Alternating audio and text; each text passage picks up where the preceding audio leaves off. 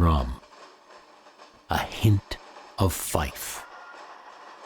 The ground vibrating. Now a large cannonball explodes.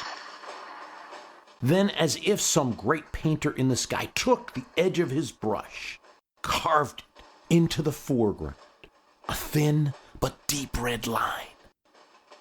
The drum persists, a reminder that this will be no ordinary day in the marsh, but one of great consequence.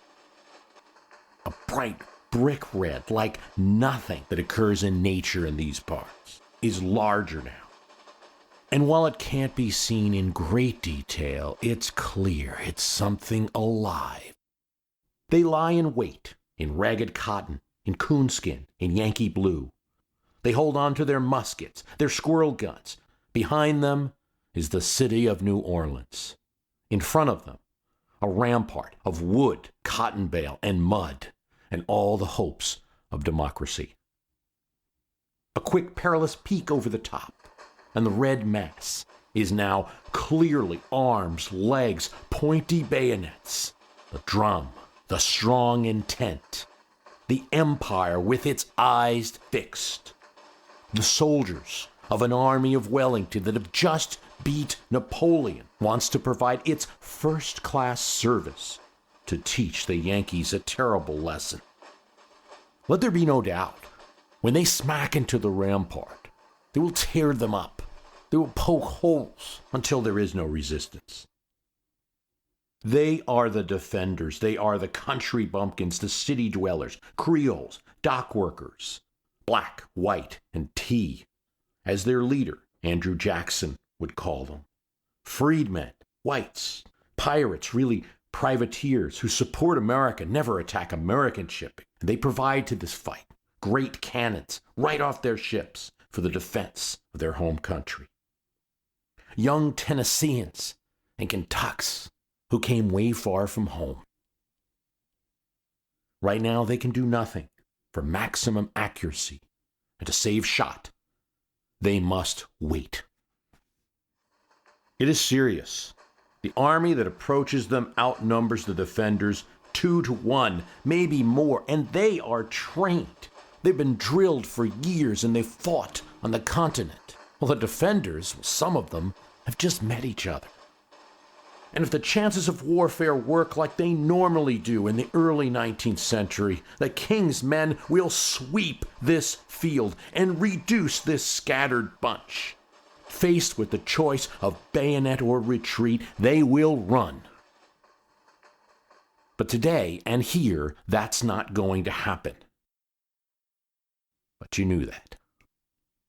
The resolve, the back to the rampart, the tense hold on the musket, the spirit that says, you shall go this far and no farther. This mud wall is the border of the Republic, a nation under God, and you are about to hear its message.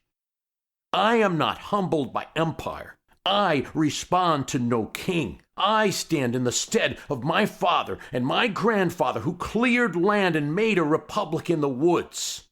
It's one thing to win independence, another to keep it.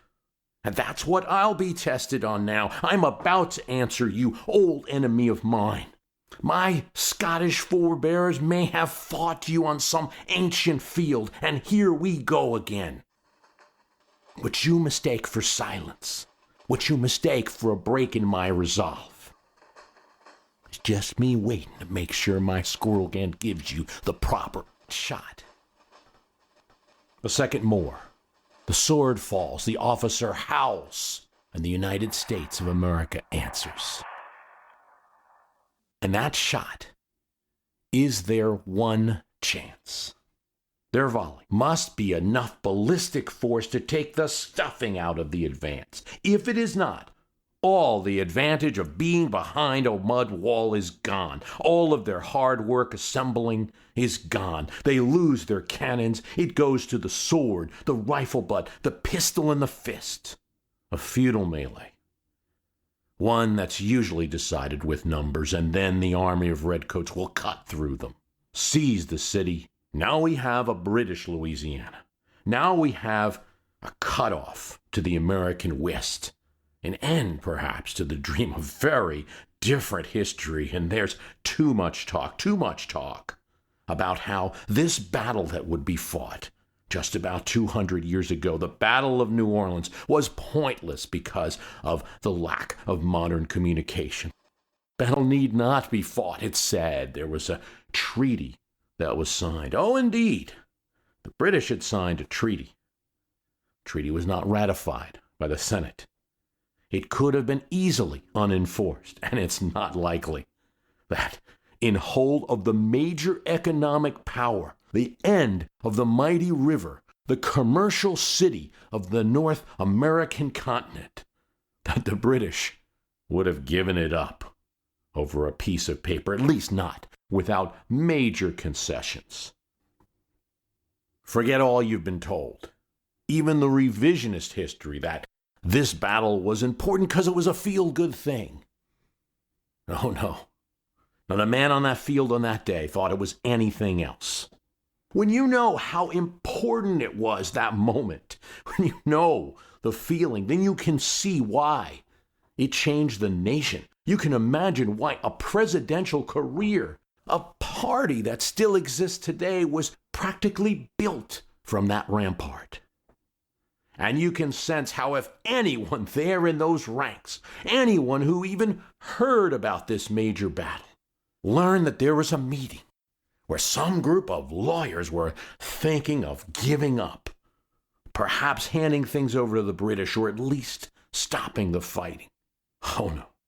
If you heard that somewhere north that was going on, you'd be so angry that it could change politics forever. And it almost did.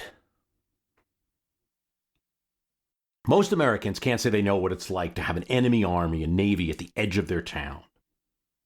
And one day, that army might be upon them. 200 years ago, this is what was going on in New Orleans. Laura Florian is a New Orleans woman, and she's writing to her friend who is living in New Jersey. Her friend is Lydia Roosevelt. Yes, she is the great aunt of Teddy Roosevelt. The letter survives, so we know some of the tensions of that day. What a moment this is, my sweetest Miss Roosevelt, for your distant friends, an enemy seeking admission to our gates, and hitherto peaceable citizens. We are still in ignorance of the number of invaders.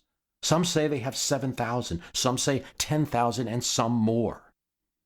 This town is tranquil and quiet, as if inhabited by specters and shades instead of men. She writes of how the British easily conquered the initial defenses, the few boats that were defending the outskirts of New Orleans, that either Spanish settlers or local fishermen were bribed to lead the redcoats from the path between the Gulf and New Orleans. General Jackson is summoned down to New Orleans to defend the city, and he arrives with his Tennessee and Kentucky units.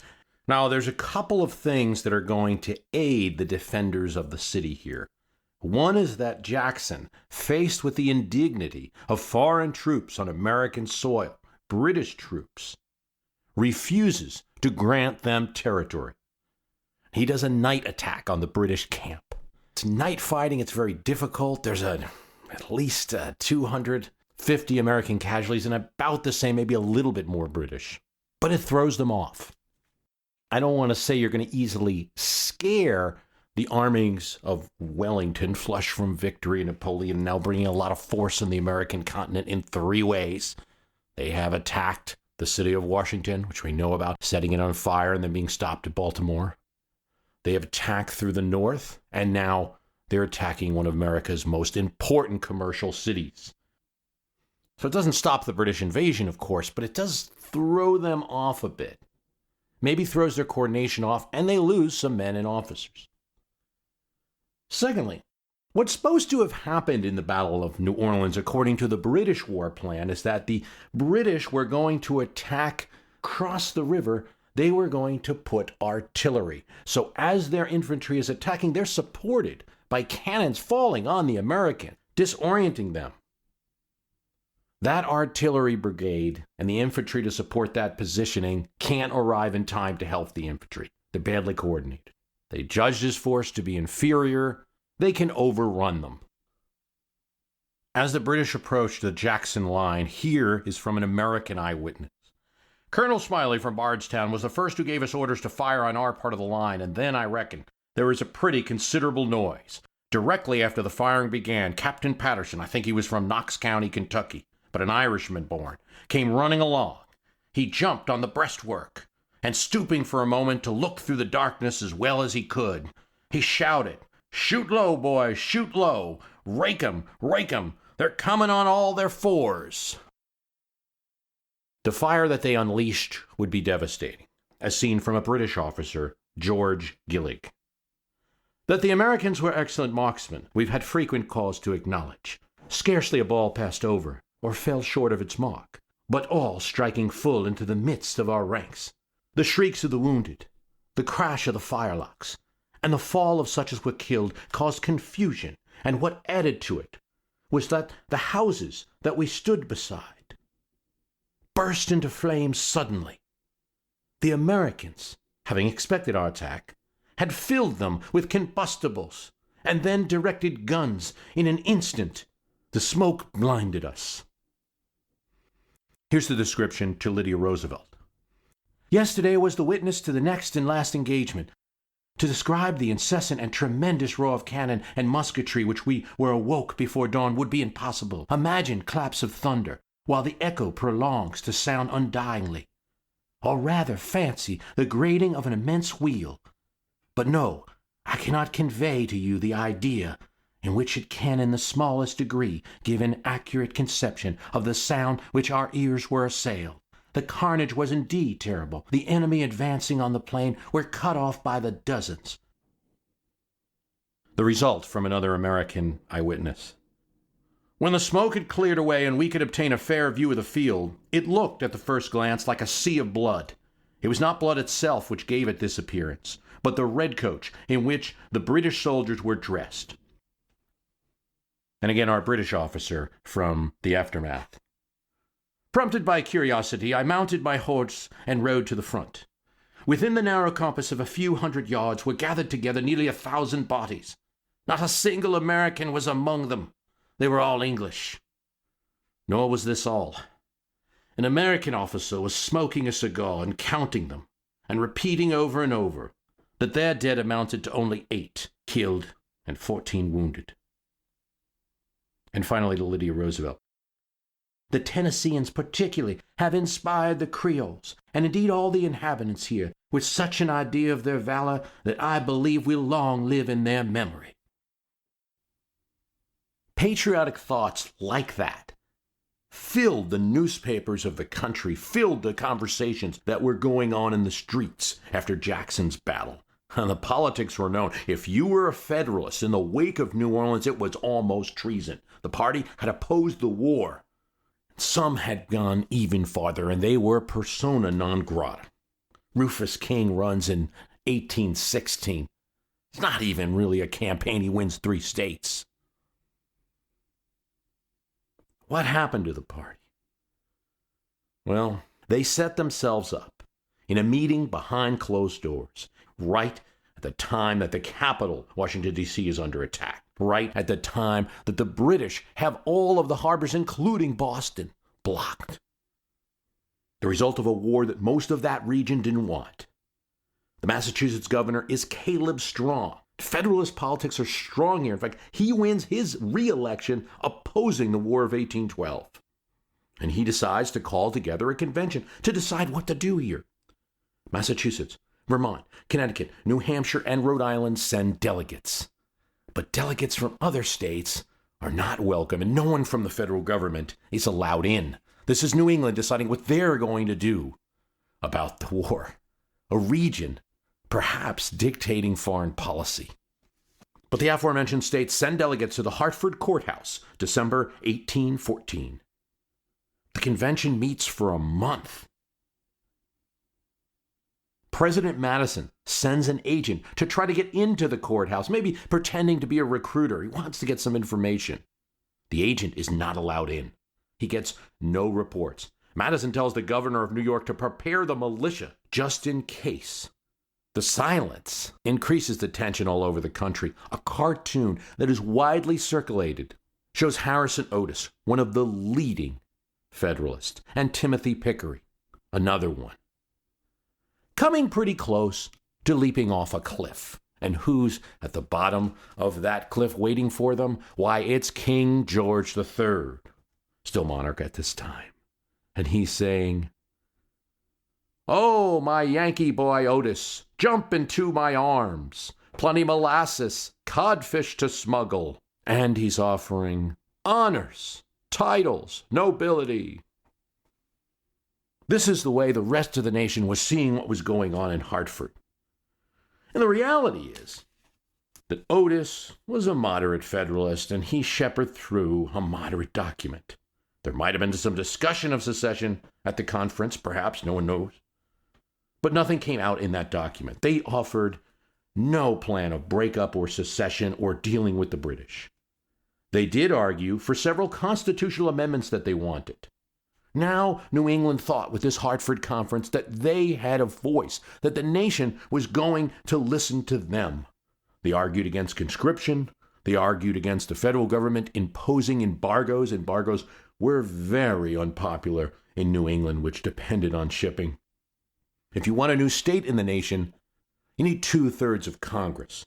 They wanted to block new states that might become slave states. And they wanted to eliminate the 3/5 clause in the Constitution. They wanted to limit the Southern power in the nation. Delegates didn't say anything about leaving the Union or dealing with the British, but they didn't forswear it in the document. In any case, having the meeting at all raised a lot of suspicions. The Hartford document, though, is popular in the New England region, and Caleb, the governor, Caleb Strong, sends a delegation to Washington with this great news that we have this moderate document of suggestions we'd like you to consider.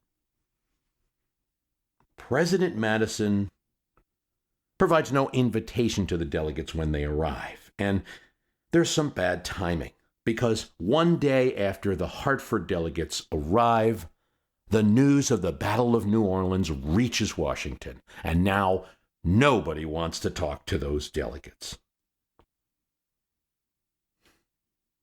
Two of the commissioners go to see Madison without an invitation. Harrison Otis refuses.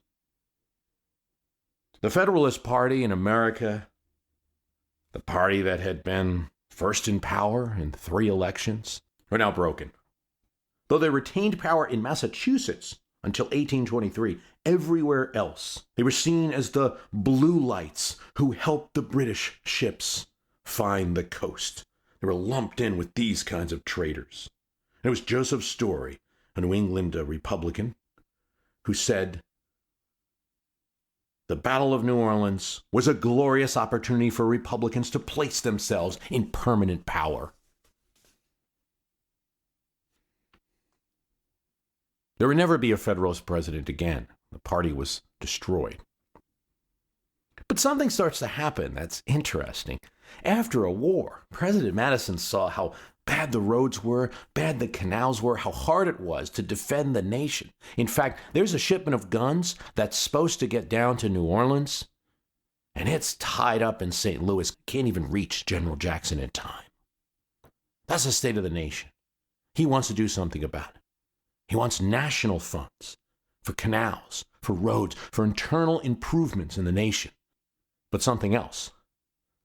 Although James Madison had been at the height of opposition to the bank proposed by his former political rival Alexander Hamilton, the Bank of the United States, he reinstates it during his presidency. It was needed to finance the war. Now, there's some criticism, not so much from politicians in Washington, but from around the country, writers comparing him to an apostate, saying he's a quasi-federalist now. But it doesn't end with Madison. It's not just him. His successor, James Monroe, also seeks to eliminate party distinctions whatsoever. We're all one now. We don't need parties anymore. He tours the country ostensibly to review the coastal forts. But everyone knows it's just like George Washington did. The nation's unified now, and the president is visiting everyone. He visits John Adams in Massachusetts and is extremely well received. It's called, in history books at least, the era of good feelings, because the two-party bickering had stopped. But I think a better description perhaps comes from Sean Wilentz, historian, who says, there was 4 years of good feelings, followed by an era of extremely bad feelings and partisan bickering. And that's sort of what happens, because by 1820, 1821, you're starting to see debates over slavery. You're starting to see debates over the amount of money being spent. You're seeing little political fights between even people of the same party, like Henry Clay and President Monroe. Andrew Jackson starts to get uppity with his fame, and he wants to invade Florida. They got to restrain him. And you end up with a fantastic partisan battle in 1824, mostly between Andrew Jackson and the Secretary of State under Monroe, John Quincy Adams, which really resembles the Federalist fight, even though everyone's calling themselves Republicans at this point. By 1828, you've got two parties at each other's throats.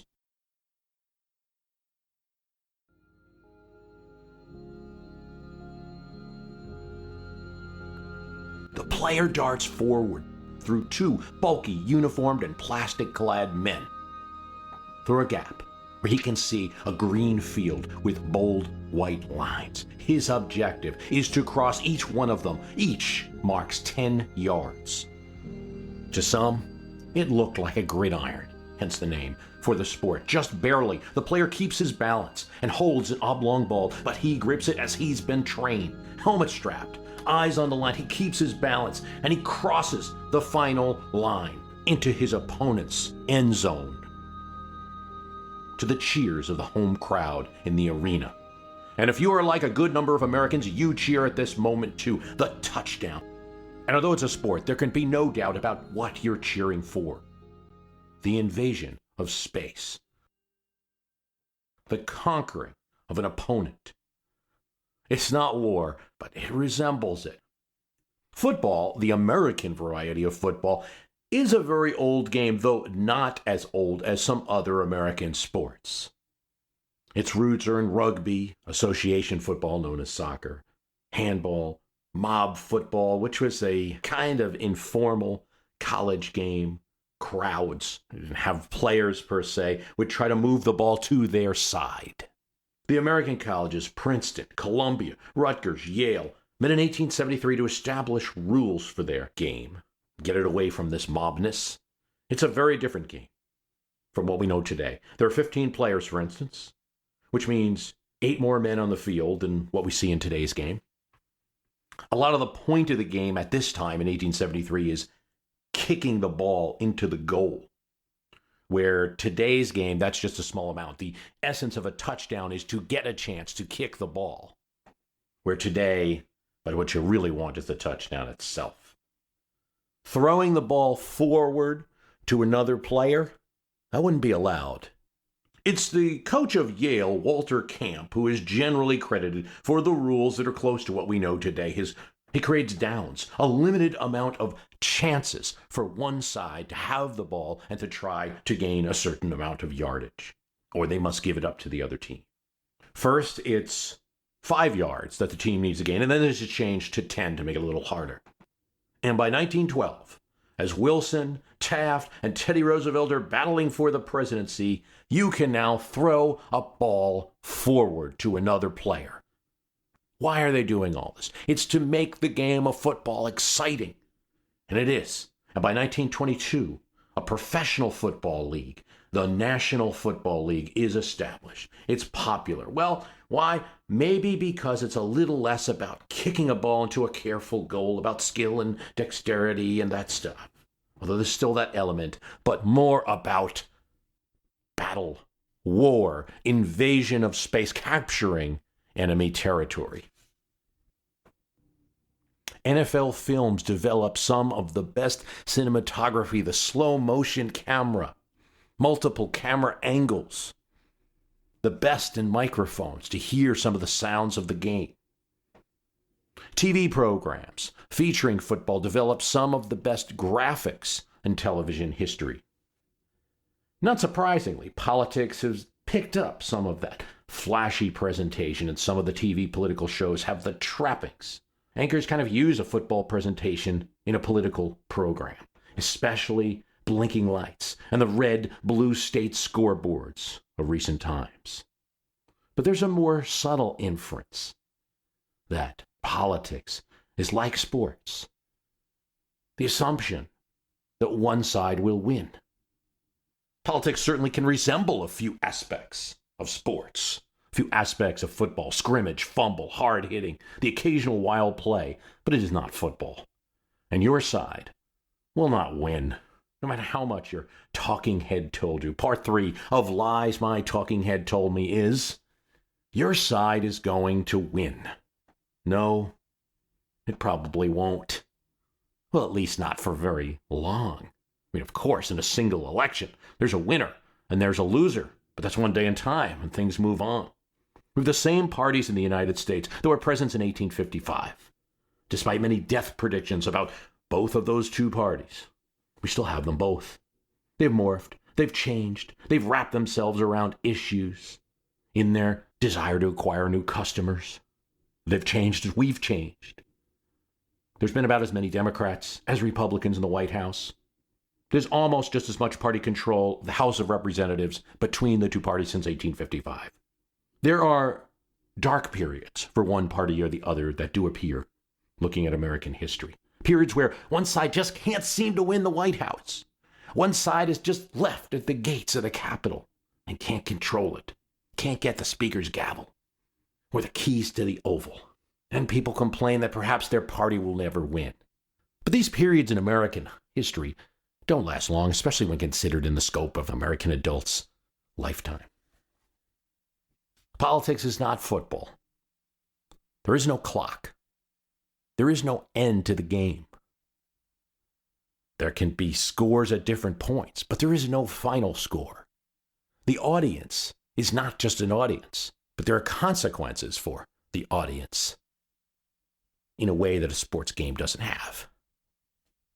And finally, it's not clear that just one side wins. We're going to talk more about that.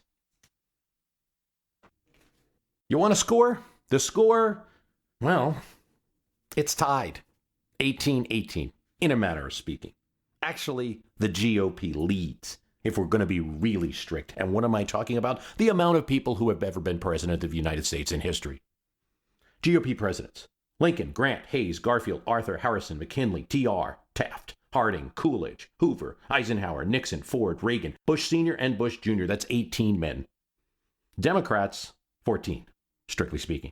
Jackson, Van Buren, Polk, Pierce, Buchanan, Cleveland, Wilson, FDR, Truman, Kennedy, LBJ, Carter, Clinton, and Obama, 14. But we can get it up to 17 if you include Jefferson, Madison, and Monroe as Democrats, even though they weren't directly in lineage to the Jacksonian Party, even though they called themselves Republicans or sometimes Democrat Republicans. It's often linked. The Democratic Party is often called Party of Jefferson. That brings you up to 17.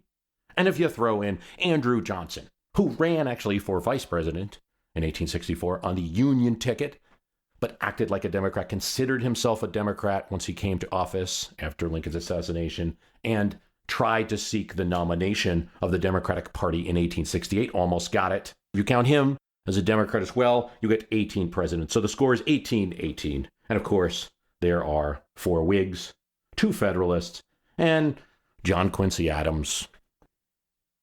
Even if we are strict and we say 18-15, it's pretty tied between the two parties in history, especially when you consider that FDR had the 4 terms. Thomas B. Reed discovered that he could do something that had eluded many of the people that came before him. He could run the American government, especially that legislative branch which in the Gilded Age had come to be seen as inefficient, ineffective, feeble. 250 pounds, 6'3", with a large forehead and mustache in the 19th century style, Reed had a large, resonant voice, which no one wanted to be a target of. "You're too big a fool to lead," he told a congressman, "but you haven't got sense to follow." At the same time, those who got to know him personally liked him. He had a really good sense of humor, if it wasn't aimed at you. But they'd see another side of him if they weren't doing what he wanted, especially if they were obstructing the business of the House. In modern times, the Congress had to get something done. That's how he felt. A Republican from Maine, Reed became Speaker when Benjamin Harrison was inaugurated president in 1889. His fame was propelled when the Democrats in the House tried to block a procedural vote by leaving the chamber, denying quorum. Reed does something different. He orders the sergeant at arms to have the doors to Congress locked shut, and then he goes on with the vote. "It is the duty of the Speaker to be sure that a factious minority does not prevent the House from doing its duty," he says. It's too much for some. For the first time, Congress spends $1 billion. Woo! His answer: it's $1 billion country. He passes a tariff and the Sherman Antitrust Act. He demonstrates his power, but it also earns him a reputation. Good and bad, depending on what side you're on. A cartoon at the time shows him as an expert bowler, but what he's bowling with his bowling balls is his opposition Democratic House leaders. They are pins, and they are scattered by the large ball. He'd earned the name Tyrant. And he'd earned the moniker Czar Reed, a name that stuck. Yet, the first backlash to these type of tactics was fast. Benjamin Harrison, like most first-term presidents, suffered a bad first midterm in 1890. Democrats became the majority again and took the gavel from Reed, and I'm sure it was a giddy ceremony. Reed was reduced to minority leader.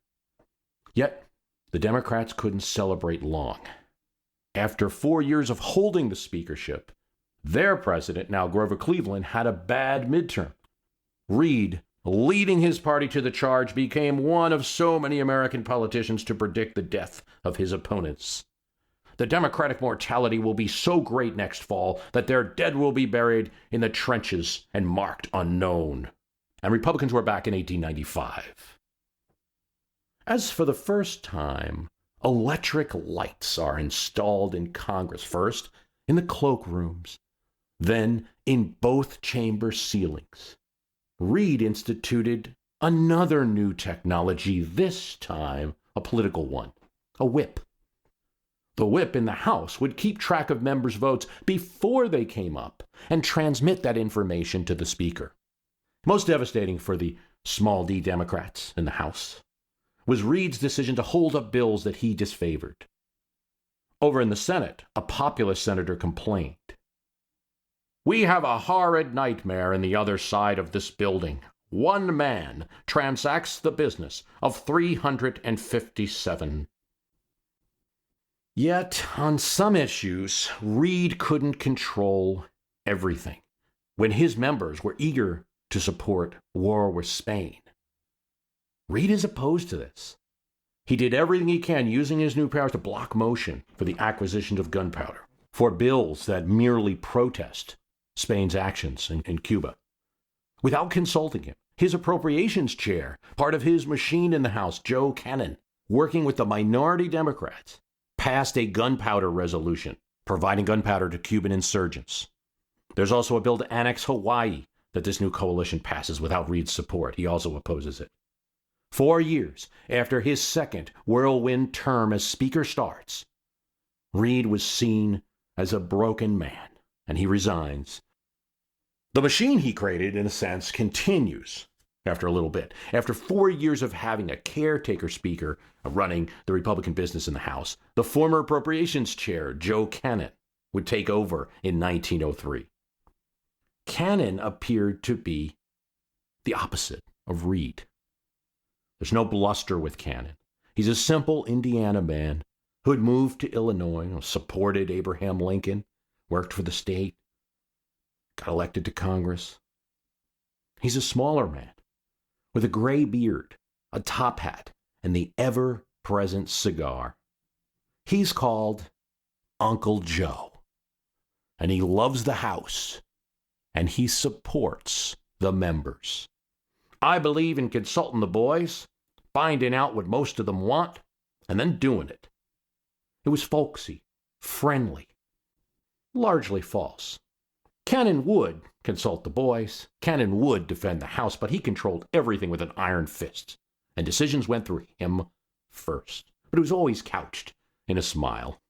As one progressive congressman said, George Norris, Nebraska, members knew that they would be pleading on bended knee before the Speaker for favors. He had in his hand the political life of every member of the House. Right as we have this Speaker who has exceeded and perfected the scientific control of a legislative body that Reed had developed, Theodore Roosevelt is president. In his first year of taking over from McKinley, he's got a caretaker speaker to deal with, Henderson, not a very strong-willed person. He can pass some legislation. Now in 1903, he's got Cannon. Tries to work with him. The speaker didn't really like Roosevelt, didn't like the progressive politics that he was turning to, hated reform of any kind. Roosevelt and the new speaker do meet several times a week. Most of the proposals are killed in legislative committees or in speakers' rulings. The speaker can make a rule whether a bill is going to be heard or how it's going to be decided. And then the entire House has to vote to overrule him. And nobody was doing that with Uncle Joe. At one point, President Roosevelt sends a message to the House. This is in 1908. It's not received at all. Chamber doors are locked when the president's message arrives. Even Theodore Roosevelt couldn't get through Cannon. A new word comes to describe what he's doing with Congress. Cannonism. And there's only some bills that can even get through during Roosevelt's presidency that he's pushing, like the Food and Drug Act. You needed great publicity, and there was so much publicity behind that act that even Joe Cannon couldn't bottle it up. His actions and the Cannonism was not popular. So they didn't like what Cannon was doing. There's reform attempts made, attempts to call bills out that couldn't clear committees because the leadership had blocked them. They're all curtailed. And he rules like this for 7 years. A crafty congressman, the aforementioned George Norris, had a plan. He had a piece of paper that he held in his jacket pocket for the right moment. It started to get torn, and the words started to fade on the paper. He hadn't had the opportunity to use it, but he thought it was his secret weapon. 1910, his moment happens. Joe Cannon makes two mistakes. One is Cannon, again, he would make these speaker's rulings. Ostensibly, they were just parliamentary rulings, but really they were designed to block legislation he didn't like. That a census bill that he wanted had to be considered before any committee got a hold of it, had to go right to the floor of the House, because it's part of the Constitution that we do a census, so it's privileged. That's what the Speaker rules. Couldn't be blocked by committee. This is George Norris's moment. He takes this crumpled piece of paper out, and he raises to be heard by the Speaker. Cannon probably should have refused to hear him. Well, speakers have done this in the past. But he lets Norris speak.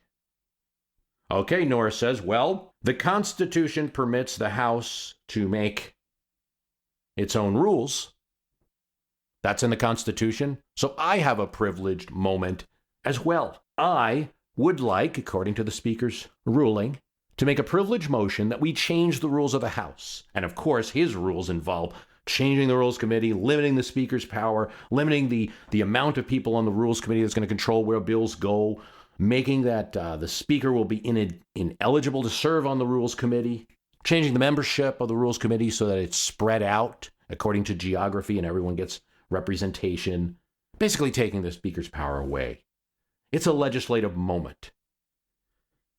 Cannon loyalists realizes what's going on here with Norris talking, and he raises his hand, point of order, point of order. Cannon, of course, hears him.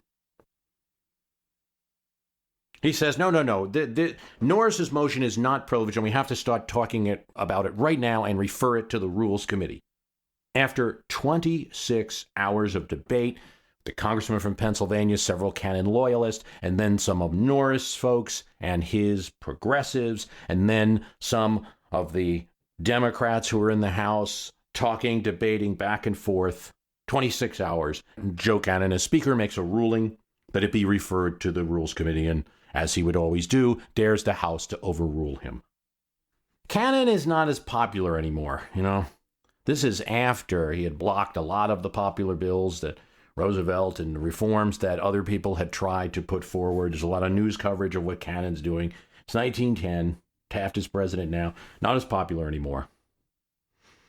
Norris has a group of anti-Cannon Republicans, and he meets overnight with the Democrats, who are in minority, but for the right issues, perhaps they could build a coalition. The Democrats and the progressive Republicans agree to work together, and by a vote of 182 to 162 the next day, the Speaker is overruled. This hasn't happened before, not under Reed, not under Joe Cannon. It's a shockwave. Now there's hours of more debate. There's jeering on both sides, but it's clear what's going on.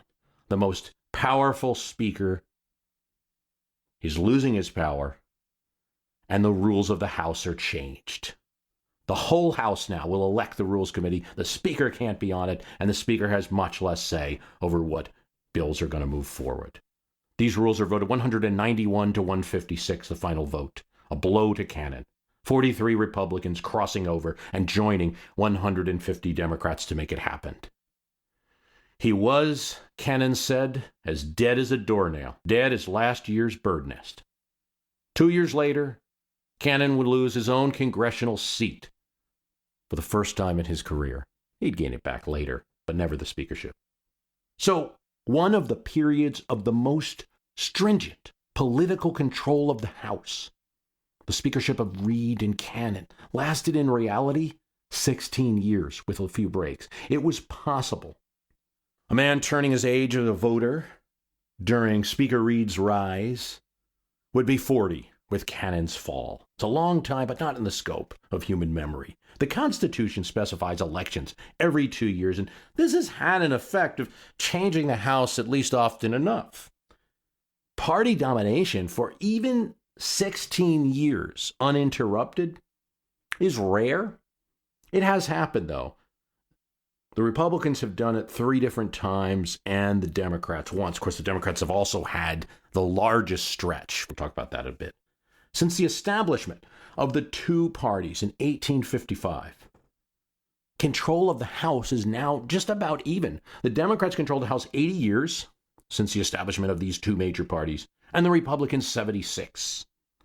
What really bolsters the Democrats' amount of years is that from 1954 to 1994, they held the House. That House control was the result of a coalition that didn't always agree, didn't always reflect one ideology controlling the House. But it was a long period of control. It's also the only time that happened.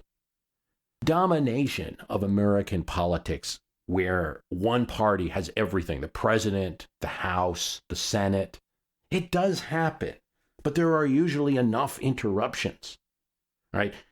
Since 1855, 46% of the time, almost half, at least one branch was controlled by an opposition party, the opposition party to the president in the White House.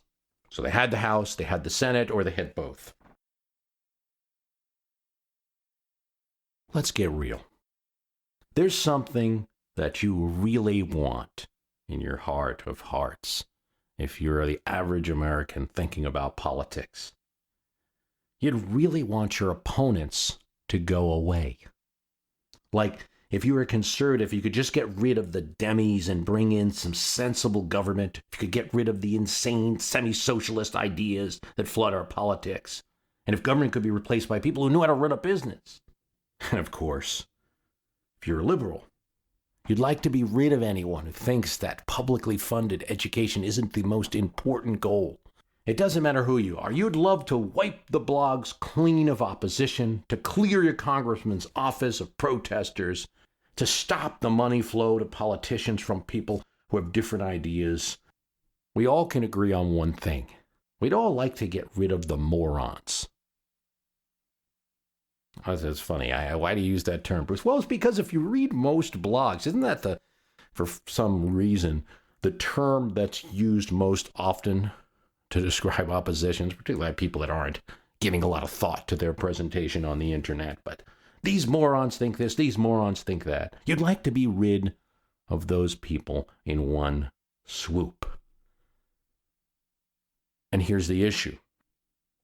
That will never happen. Well, it actually has happened, though. Maybe a couple of times. You could say that Federalist Hartford Convention was close to one of those times, although, as I explained, some of the Republicans, it's known, started to take on Federalist ideas.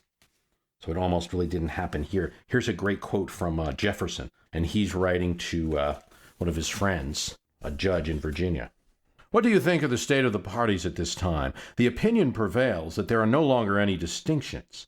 The Republicans and Federalists are completely amalgamated. But it is not so. The amalgamation is of name only, not of principle. And indeed, all calls themselves by the name of Republicans because that of Federalists was extinguished in the Battle of New Orleans. But the truth is that finding monarchy is a desperate wish, they rally to the point that they think is next best, a complete consolidation of our government and the removal of states.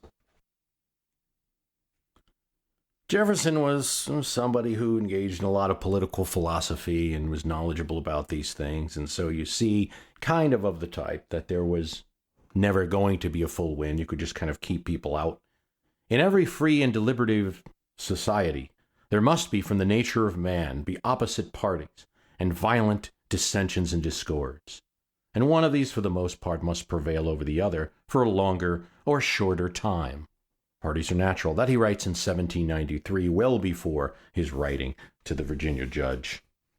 The elimination of one point of view in politics in American life kind of happened then, but not really. Not even Jefferson thinks so, and many thought. There are some writers that started to criticize President Madison, not so much the actual politicians in the Republican Party, but writers outside, that he was becoming a quasi-federalist, an apostate to the cause. There is another time where you could say this happened, but there's a big catch. January 1861, Jefferson Davis of Mississippi appeals to senators to allow states out of the Union peacefully. On the 21st of that month, Davis and 4 other senators from the now seceded states of Florida and Alabama and Mississippi leave. Being a senator is a pretty important and distinguished job. And actually, 1859, they just built a huge new chamber for the Senate with really nice windows in the top so a lot of light gets in. This is the Senate chamber that they use today. They're walking out on a lot in these jobs. Nonetheless, for Clement Clay, Benjamin Fitzpatrick of Alabama, David Yulee, Stephen Mallory of Florida, they give speeches and they are applauded as Davis and these senators bid adieu. The Senate had not been confronted with this, senators leaving in bulk like this, so what do? Well, initially, they just decide to leave the seats vacant. Maybe they'll come back. Of course, this changes. In July 1861, war is raging between two sides of the country, and the Senate expels all of the members from the now Confederate states. But this presents an interesting scenario which really hasn't happened before or since in American politics. And that is what you have left in a Congress when one side in a debate, one ideology in American politics just simply leads. And there's a removal of all the obstacles, as some might see it. Well, this Congress in 1861, 1862, 1863, Lincoln is president. You've got a very supportive speaker initially, Galusha Grow. They start passing legislation. And it's not all related to the war. The war is not the only thing that goes on in the 1860s. The dispense funds for a national railroad to be built, passed the Homestead Act to promote settlement to the West, They pass a Land Grant College Act. This is interesting. It's kind of like a higher education bill of their day. It hands out what the government can hand out: land, 30,000 acres to a college, mostly for agricultural colleges, to each member of Congress. Senator Justin Morrill of Maryland sponsors it, and Morrill Hall in College Park, Maryland, which was one of these land grant colleges, still stands today. There's many colleges. MIT, the original MIT, is part of this program. So is Cornell in New York. Iowa State, its Science and Technology College today, was originally one of these land grant colleges, the first one to apply to the funds in 1862. During the Jacksonian period, the Whigs and the Democrats had argued over the Bank of the United States. Now, with Republicans completely in power in Congress, they pass a National Banking Act, which is the culmination, really, of the Whigs' policy that they never got to implement. Lincoln, who as a Whig supported the bank policy of Whigs during the Jacksonian era, signs it into law. It provides that the United States as a nation can now charter banks. Banks previously were just at the state level. It's not a return to having one consolidated Bank of the United States in Philadelphia, but it is a device to allow many national banks out there regulated by the federal government, chartered by the federal government. And it also adds something important: the regulation of national currency and a single banknote that will come to be the dollar of today. This works well to the effect by 1865 there's 1,500 national banks across the nation. 800 of them were converted state banks, and the rest are new. Congress even then, to try to diminish some of the state notes that are floating out, puts an additional tax on state banknotes, trying to encourage the national system. Congress also gets active in the territories west. They create Nevada Territory, Utah Territory, Colorado Territory, Dakota Territory, Arizona Territory. All of these created by the Congress that sat after the Southern members left. They could do this with very little opposition. There was just a catch. They were going to have to fight a war. And if they didn't win that war, there might be some battles challenging what they were doing with territories out west. But you don't often get that lucky in American politics, just to have your opposition walk out of the body that makes the decisions. For a few years there, it was like the political opposition vanished, and all those old bank debates, the Western land debates, they could just run wild. The opponents had walked out. Now, there would come to be opposition, even in the Congress that now was made up just of northern and border states. In a lot of the border states, they're not electing Republicans to Congress. They're electing Union Democrats or something like this, conservative party members, who are going to have a very different interpretation of the war and national legislation than the Lincoln administration does. But Lincoln's able to keep a majority through his presidency. As a result of the Civil War, the GOP party gets its name, the Grand Old Party, because, for one of the reasons, it's holding the presidency for 20 years after the war. Now, the grip on the Congress is weaker. By 1874, they lose the House. The Democrats take the speakership. They'll go back and forth between Democrats and Republicans throughout the Gilded Age in terms of control of the House of Representatives. But in the White House, the strong effect of the Civil War is that for 72 years, there's only one Democratic president between the years of 1861 and 1913. That's, of course, Grover Cleveland. The rest, Grant Hayes, Garfield, Arthur, Harrison McKinley, Roosevelt, Taft, all members of Lincoln's party. But that's after a war where the majority of Democratic Southern senators and congressmen walked out of the body. Hard thing to recover from. Now, you can also look at periods like the Great Depression, and FDR, after 1933, had his run of legislation with all of these new, something like 90 new members. And for the first few years, it's little opposition, but there's immediately some conservative qualms about the spending, and this turns into outright opposition by the time you're getting to 1938, so it's a very short period.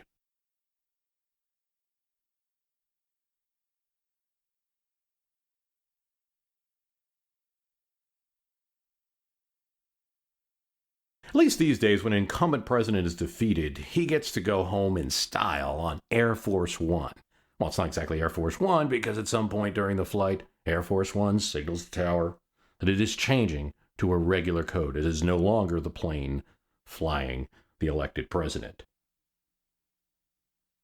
But it's still a well-equipped and comfortable airplane taking the incumbent back to where they came from. But in 1801, the president goes home in a coach. And so all that John Adams had to look forward to when he left the executive mansion and set back off to Quincy, Massachusetts, was a bumpy ride. Letters to friends reveal bitterness, heartbrokenness about that election of 1800, especially aimed at his own ostensible friends, his own ostensible party. No party, he writes to a friend, has ever knew itself so little.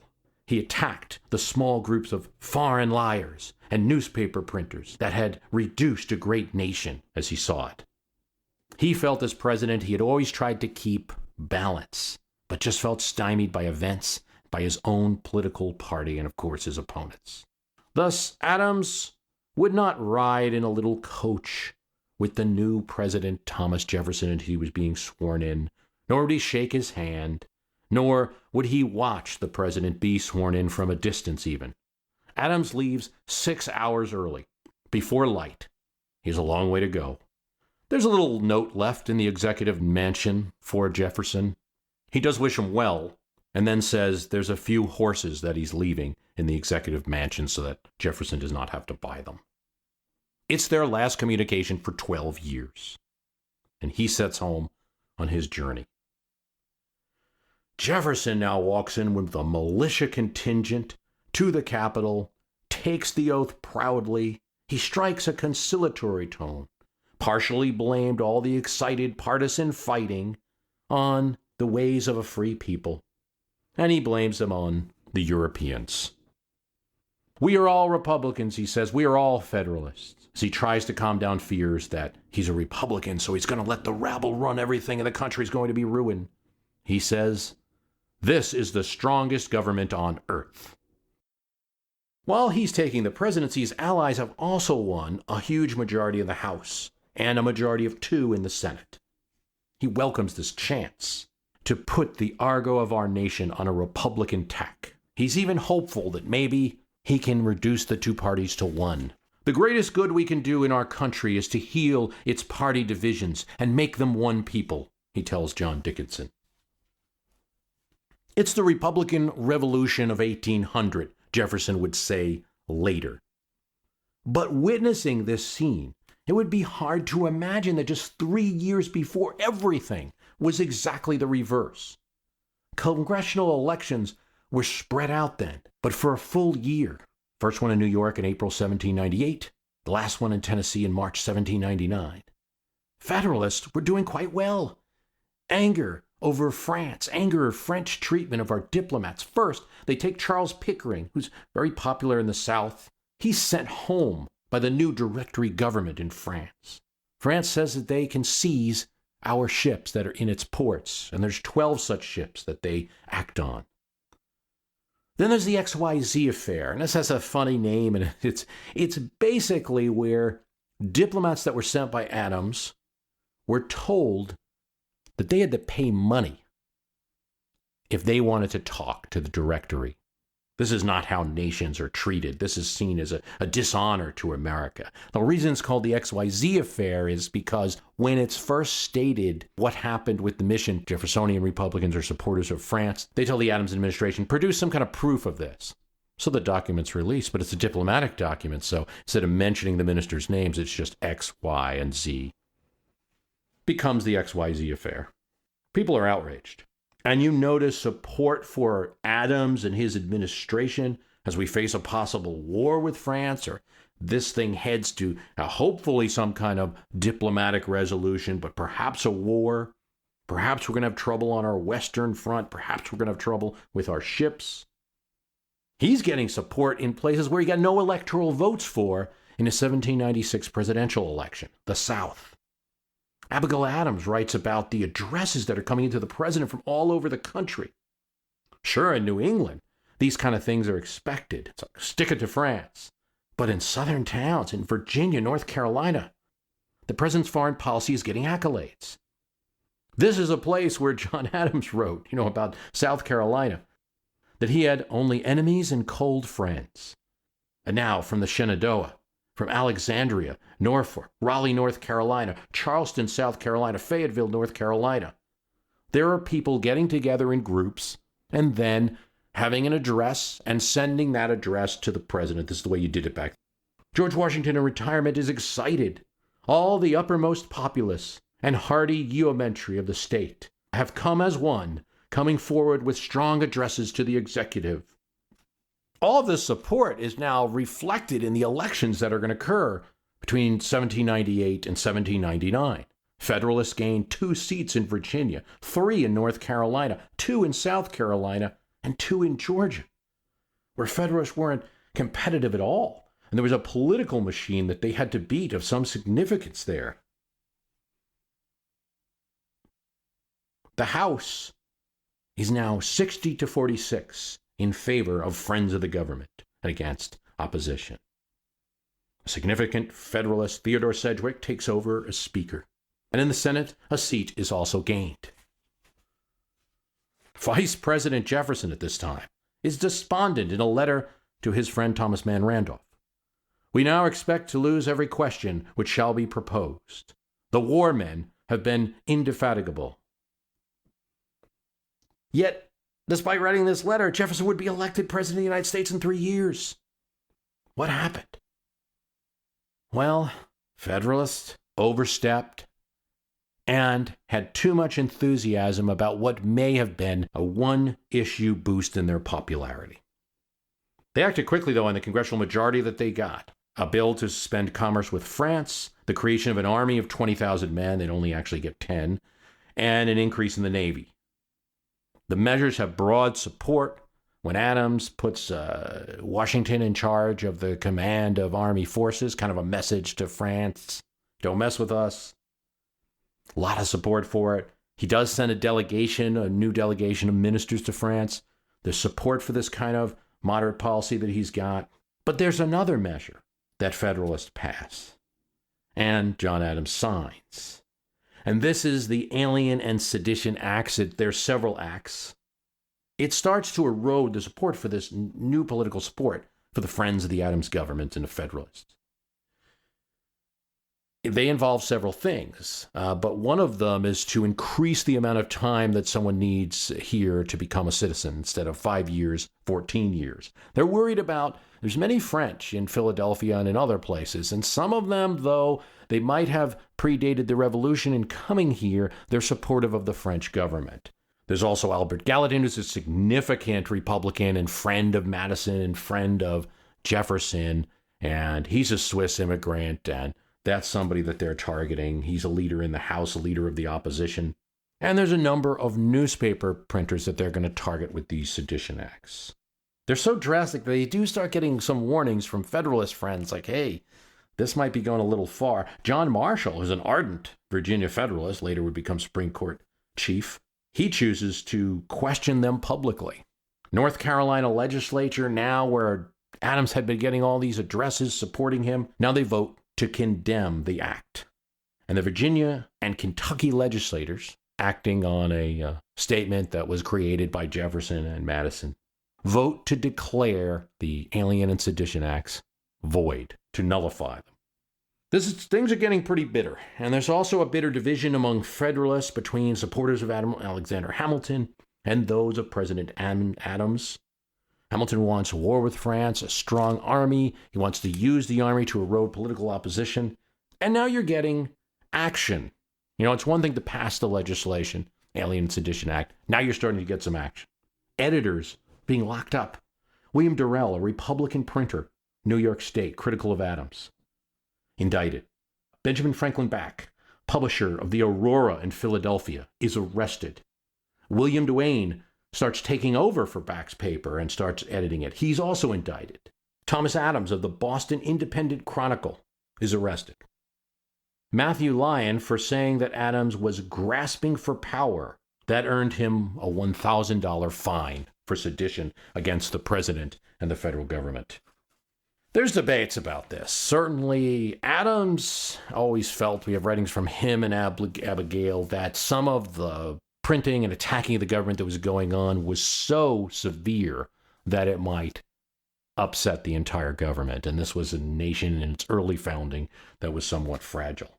But to modern ears, those Alien and Sedition Acts just are overstepped. And that was used to engender support for the Republicans in 1800 and for the candidacy of Jefferson. But he benefited strongly from fighting within the Federalist rank. In fact, it's probably clear that absent that, Adams may have had a good chance. You know now, it's 4 years from the Federalist surge of 1798 until Jefferson's in the White House. And the country has shifted between two very different ideologies and seemed at those different times very enthusiastic about each. But is this some anachronism that one could say only happened at this time, wouldn't happen in modern times? We're not like that anymore. Look at 2008. A large victory, 53% for the president, the highest for Democrats since LBJ. There's lots of blue on that electoral map. Takes North Carolina, Indiana, Nevada, Florida, which was a battleground in 2000, falls easily, not even in contention during that election, really. American voters seem to be showing enthusiasm for a Democratic president and his ideas. And among his many promises, it's extremely clear. President Obama says, I'm going to bring forward a health care reform program. I'm going to provide universal care for uninsured Americans. Stated many times, especially when you consider that there was a highly televised primary. There was a highly televised primary that occurs before the election. Then the general election with several debates. He's going to institute a health care program. He does so in 2010. And then in the 2010 midterm elections, American voters seem to show enthusiasm for that program to be dismantled. Republicans take the House in a historically bad midterm. Drain the politics out of this and what side you're on, and it's just crazy from a policy perspective. It's like you're driving a car and you want it to go in forward and then in reverse and then in forward and then in reverse. You said you want to do this, now you want to do that? 2 years later, if I was running a company and I told my shareholders that we should raise prices, that's going to be my position. And then 2 years later came back and said, we really need to lower prices. That's going to be my plan. I think they might turn and say, well, yeah, we'll lower the prices. And also, you're fired. But we can't fire ourselves. And so we are stuck with our inconsistent ideas and behavior in elections. But in a sense, this is why politics is not a game with one clear winner. The connection to voters is direct. They have a responsibility and a role in the result. A team doesn't really win in American politics, though the appearance of an election on one day, with one winner and a loser, makes that easy to think, since a numeric score is applied to those specific elections, 57% of the vote, etc. The reality is, a 57% vote might mean something like, well, 20% really like candidate X, another 20 voted for party reasons, 5 like his tie, 2 liked his foreign policy ideas, 15% were scared by the other guy, but actually don't agree with candidate X. Polls can start to suss out some of those little distinctions that are occurring within a vote, as can letters to politicians or other protests that occur or other forms of expression. But the point is this: each politician in office is made up of the atoms of somebody voting for them, unless it is no longer a republic. We shouldn't assume with elections that there's a tremendous amount of enthusiasm for one idea or for another unless we can demonstrate that the electoral result can be replicated over a series of years. For those with a win-loss perspective, looking for a clear winner, recent times really aren't that good. We go back 20 years. Let's look at this. 1994, Republicans win a huge midterm. 1996, Democrats win a huge presidential race.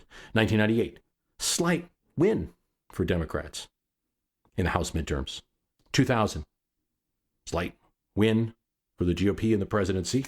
2002, win for the GOP in the midterms. 2004, close, but a win for the GOP in the presidency. 2006, win for Democrats in the midterm. Take back the House and the Senate. 2008, huge presidential win for the Democrats. 2010, huge GOP win in the House. 2012, win for the Democrats in the presidential race. 2014, we don't know yet, but there's much talk, historically indicated to be bad for the president's party.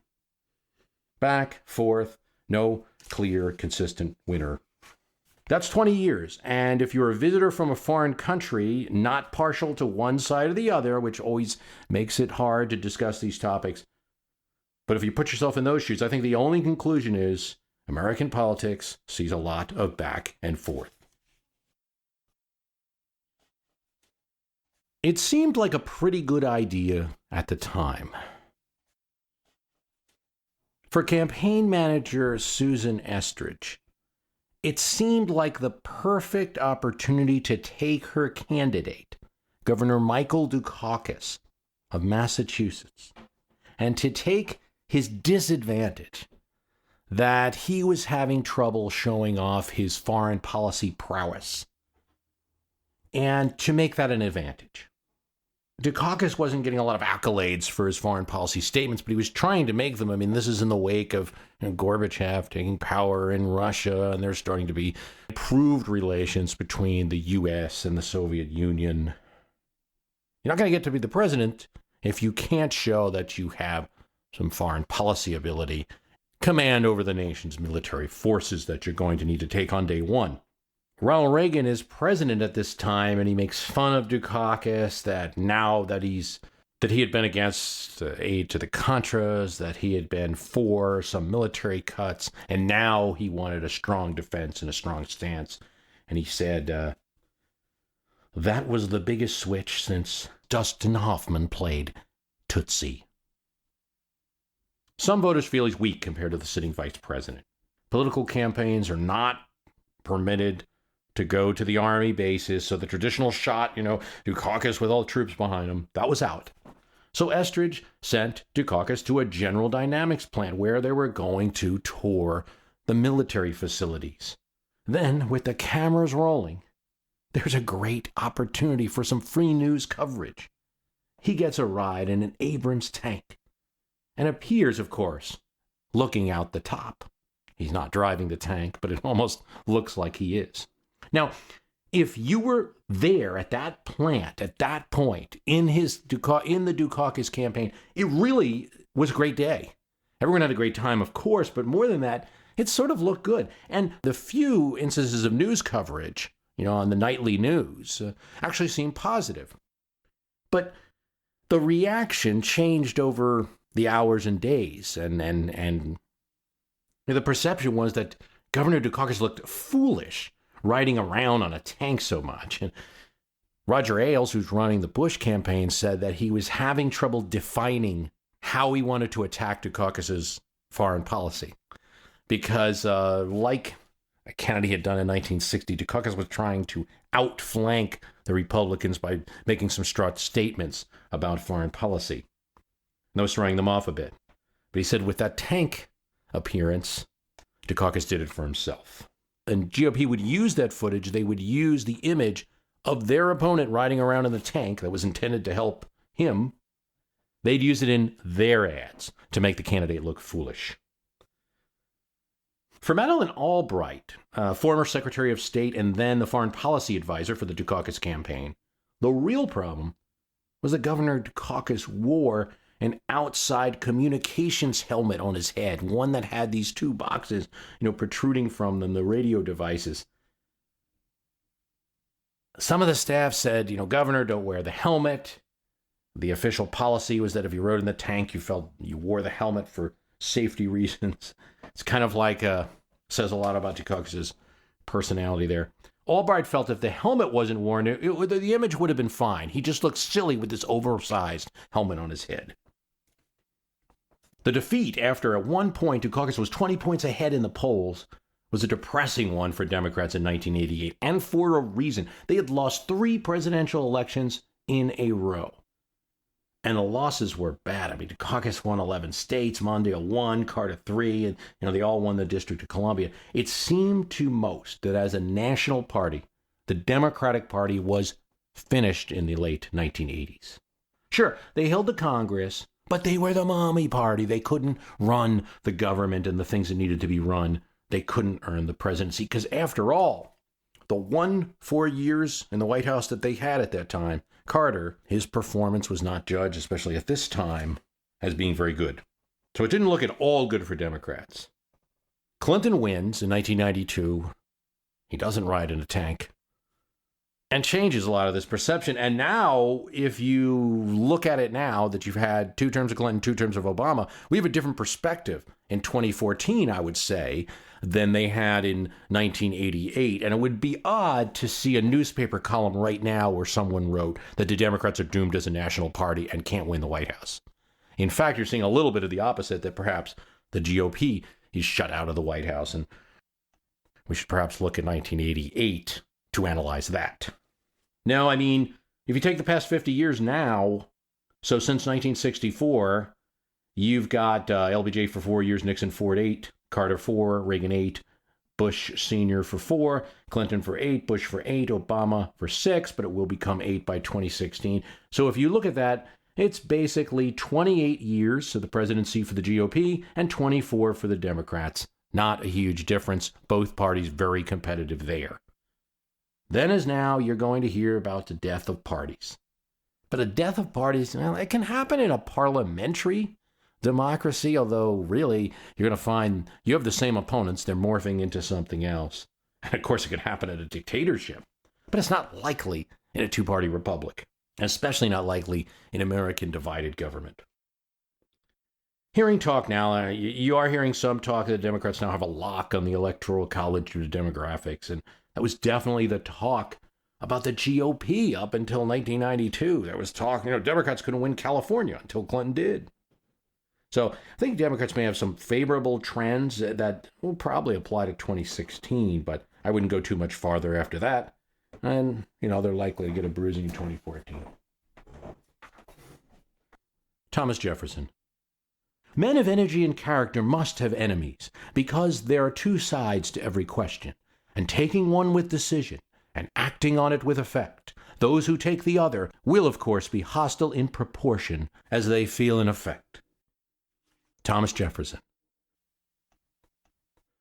Well, Teej is right.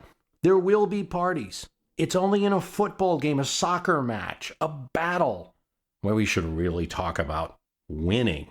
It's only where you can stop the clock, or in a banana republic, where domination of politics can be held by one small faction, and that domination will be total. In a democracy, a real republic such as ours, one must stop considering politics within the framework of removing all the opposition from the field and winning. Politics is not football. There is no final score. The clock never stops, and the consequences involve the audience. There are periods of time where it seems that one party has got the edge, but these are minuscule compared to an adult's lifetime, on average. A person who turned 21 in 1932 would be 41 before they witnessed a Republican president again. But what does it matter? When judged by an adult lifetime, American periods of party domination like that are not that long at all. So what? That 41-year-old, if he lived to 71, would have seen a much more broad picture in terms of party control of the presidency. The rest of his time on Earth, that older man would have seen a majority Republican White House. And he would have lived to see Ronald Reagan, just as he had entered politics seeing Franklin Roosevelt as president. What's the message here, though, Bruce? It's like, you've given me a lot, especially with all these series on lies my talking heads have told me, and this one is probably the more controversial of all of them. Because it's got to be true that one side wins in politics. Yes, in certain issues. Yes, in any given election, there are winners. But overall, it's probably better to see it as a process and to let this type of thinking affect how you go about your politics. Maybe you should look at issues more than candidates. Maybe you should consider many other positions in a debate. Maybe you should think about politics always in terms of that there is another person there, and you won't go through that person ever. You'll only engage them and hopefully persuade them. What do we do with this information? Am I saying just give up on politics, it doesn't matter? Not at all. I am not advocating that anyone become a political hermit. Do I say stop donating, stop voting? No, no, and no. But I do think you could approach politics in a different way. On this show, I'm never a person of ethics telling everyone what to do. Just encouraging to perhaps look at things in a different way and then go about the actions as you will. For more of this, there's an article that I really liked by a person from the Hawaii Institute for Centrist Politics. Very interesting. His name is Michael Okahara, and in his article, How to Win a Political Argument by Losing, he writes this. We've all been in the position of arguing with a friend over a contentious political issue. Your thought process was probably straightforward enough. Make the most forceful, incontrovertible arguments early and often. In the face of the evidence, your opponent will have no choice but to concede. Now think back for a second. How many of these kinds of arguments have ever actually ended with one side giving up completely? The proceedings play out much the same way as an argument between friends. Republicans and Democrats, at the highest levels, lay out their most compelling arguments, are flabbergasted when the other side refuses to budge, decline to negotiate towards a mutual agreement, and retrench in their two opinions. Governing done, they each declare themselves the winner and pat themselves on the back. Meanwhile, we as voters can demand more from our politicians. And instead of voting based on principle stands and pithy rhetorics, we need to hold our legislators responsible for the actual legislative record. For instance, let's say I'm opposed to a new tax up for a vote. I don't want my representatives to promise to fight against it, make an impassioned speech, and simply lose the vote. I want to know that my representatives, being realist and pragmatist, negotiated with the other side and won the very lowest level of taxation that could be expected given the circumstances. This is where what I really like about Akuhara's article, though. He relates it to the film Moneyball. Billy Beane, the general manager of the Oakland A's in that movie Moneyball, is faced with a revelation that he, along with everybody else in baseball, has been getting things wrong. They've been building teams in antiquated fashion. They've been paying money for good players when they should be looking at the stats and paying money for home runs. He says, buying and selling and trading players when he should have been buying and selling and trading the wins those players produce. A similar myopia, Akuhara writes, affects political discourse in this country. We are all trying to win debates. We're trying to see our team win. We should be trying to win legislation. And change your approach to politics based on the reality that absence, another civil war, some disaster like that, which has a lot of other consequences that you probably won't like, your side isn't going to win. No matter how many times your talking head says it or infers it. I want to thank you for listening. The website is www.myhistorycanbeatupyourpolitics.com. Got a little archive for you. 1888. You get the whole archive. 100 hours or so of podcasts going back all the way to 2006 and a lot of political issues. If you do like the program, please tell someone about it. My Twitter is myhist, @myhist. Love to hear from you. Thanks for listening.